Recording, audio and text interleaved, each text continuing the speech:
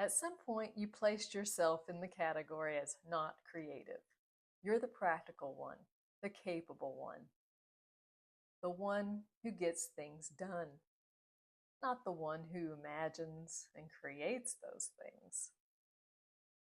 And you say it so casually, like reporting your height.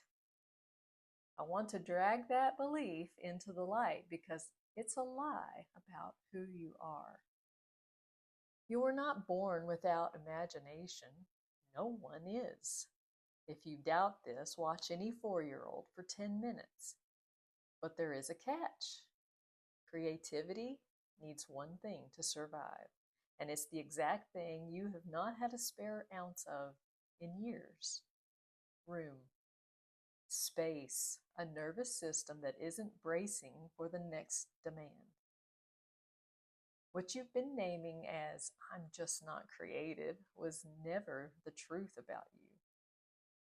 It's what living under constant pressure does to a human being. It shuts the creative part down to keep you surviving.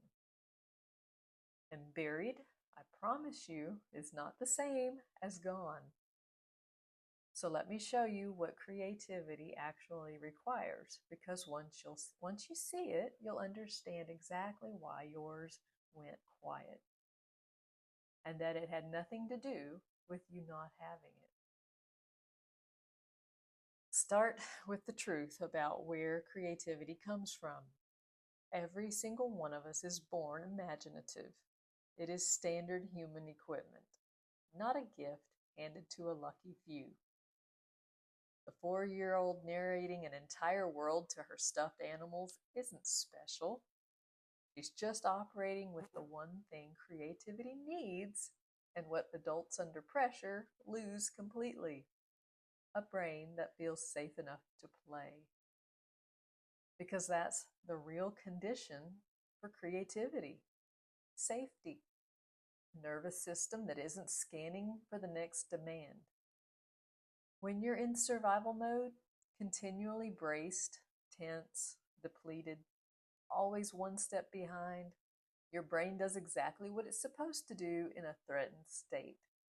It shuts down everything that isn't essential to getting through. And imagination is the first thing on the chopping block, because play is a luxury of safety. So your creativity didn't leave. It got switched off by a body that's been in low-grade emergency for years. That's not a personality. That's a survival response. And here's the shift that should lift something off you. You don't have to become creative or learn it from scratch. You already are. It's just suppressed, covered up. The work isn't acquiring creativity. It's restoring the conditions that let the creativity you already have come back out. Make some room. Take enough pressure off your system so that it stops bracing and the imagination switches back on. Not because you forced it, but because you finally let it feel safe enough to return. You were always creative. You are creative right now. Survival just buried it. And what's buried can be uncovered by building back the room it needs to breathe. If you've written yourself off, as I have for many years, as not the creative type, the first step to getting it back is finding what's keeping your system braced, because that's what's been holding the creativity captive.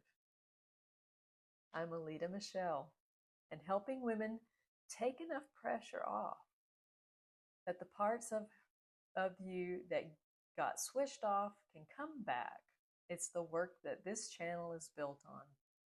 My free quiz is where that starts. 3 minutes to see which of 4 patterns is keeping you most braced. And it gives you the first small piece of space to build back.